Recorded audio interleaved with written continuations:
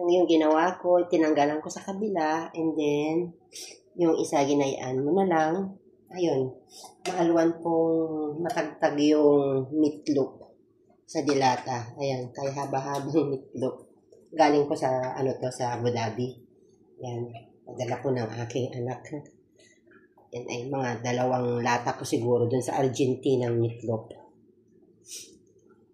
Thanks for watching. Paraan lang po kung paano madaling buksan. Kaya, pinakita ko lang po, magkabilanan nyo pong buksan.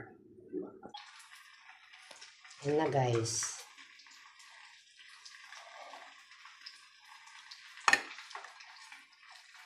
Ay, masyadong makapal.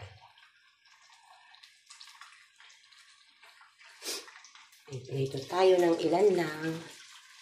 At wala naman masyadong kakain.